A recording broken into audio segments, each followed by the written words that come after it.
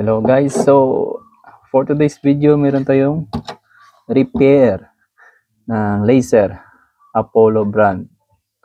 So nabuksan ko na. Ang sira is itong kanyang mismong laser diode. So hindi na siya gumagana. Ito talaga yung sira ng mga pag matatagal na laser lights. So papalitan natin tong laman niya, ito, tsaka papasok natin dito sa heatsink. So replacement lang to. Tapos ito na yung kanyang supply papunta sa laser. So umpisa na natin. So ito yung set of screw. Tanggalin natin tong Allen bolt.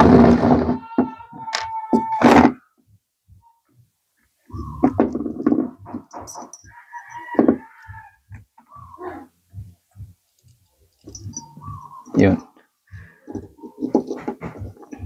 Kalimitan to sa mga lumang laser lights, lalo na yung mga matatagal na model. Hindi talaga may iwasan pag tumagal. Napupundi po talaga tong kanyang mismong laser diode. So mahirap po itong hanapin yung ganito mismo, tsaka masyado po itong mahal. Kaya gawa na natin ng remedyo. Pwede naman to, halos magkasing pareho lang naman yung kanyang watts. So na natin kung paano natin ito ilalagay dito. So gawa na natin ng paraan to. Wala na si Batman. So pag matapos to, for sale po ito, abang-abang na lang.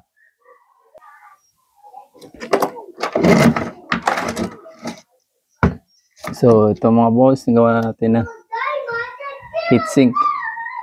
So masyado kasing matigas ito. Hindi po kaya ng barena natin. So ito, lagyan natin ito dito. Tapos hinang na natin. Hindi mo maligpit ang wire ni Papa mo.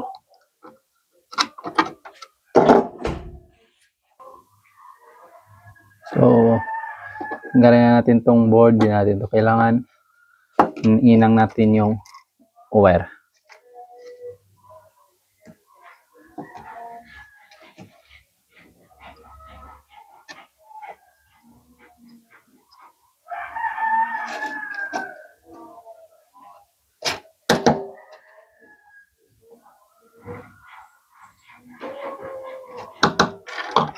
Yan, natanggal natin yung hinang. Kuha lang tayo ng heat shrink para maganda yung pagkakalagay. Ito na po yung heat shrink. Test muna natin kung saan yung ground.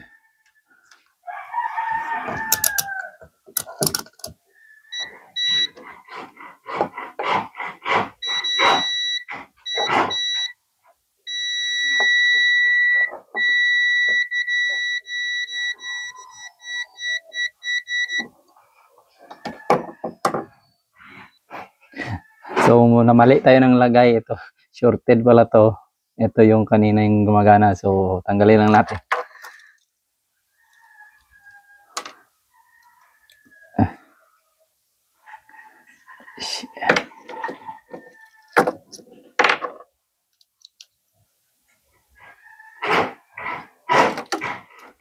Natin. Tanggalin lang natin yung board nito.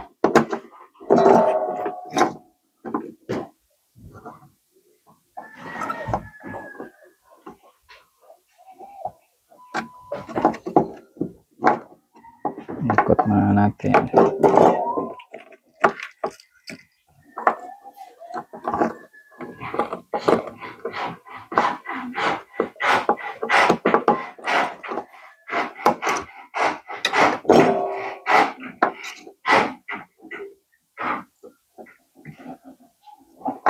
Yun. So tanggal na yung hinaw.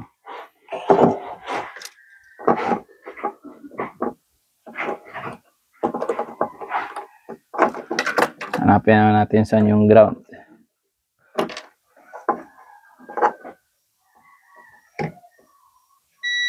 So ito yung ground. Ito yung kanyang positive, yung dalawa. So yan naman natin to. Tapos dalawa.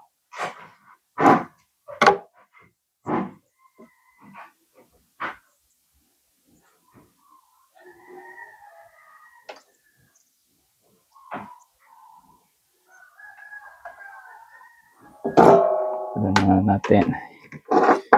Lumang lead. Tanggalin natin. Ayusin natin para hindi sila magdikit.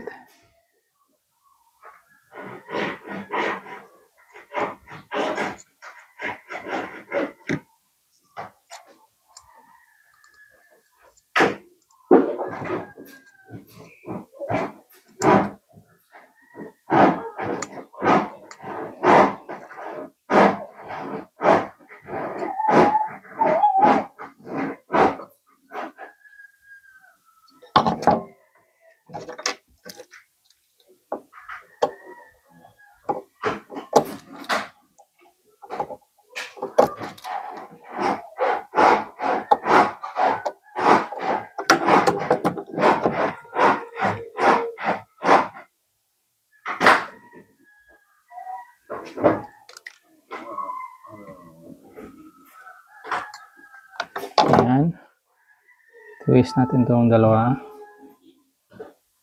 Ayan. Ito isa. Ayan. Ayan natin ang bago.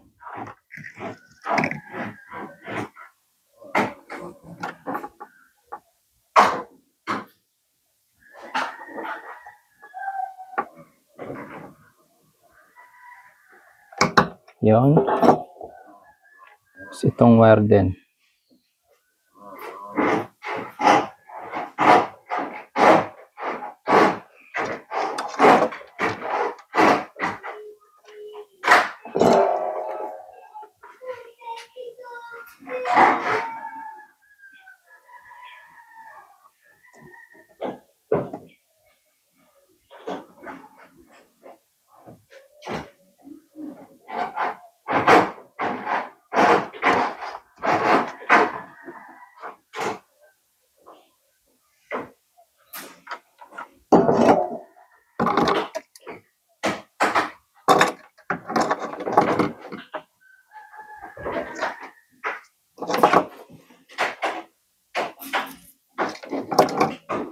Natuloy natin kaya hindi kasya.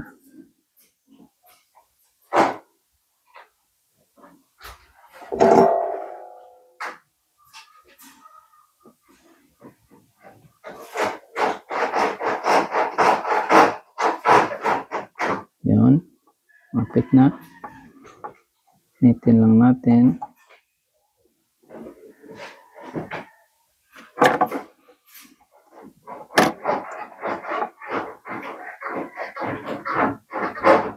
Okay na. Tapos itong ground naman po, ihihinang din natin.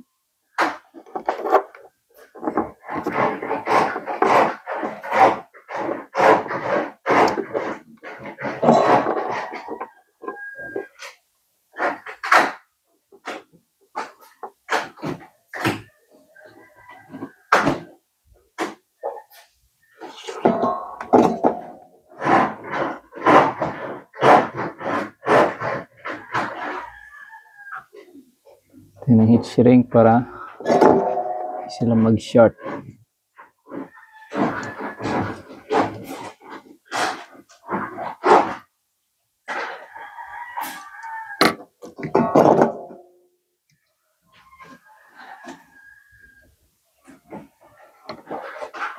Yan. Inis na. So, itry muna natin. So, ito na po, salpak na natin.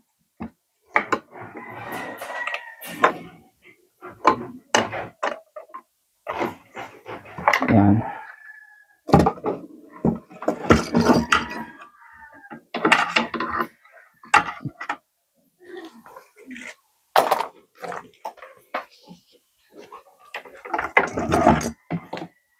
na natin. Sana hindi sumabog. Yun. Natin itong tester. Ito yung mga hindi kailangan.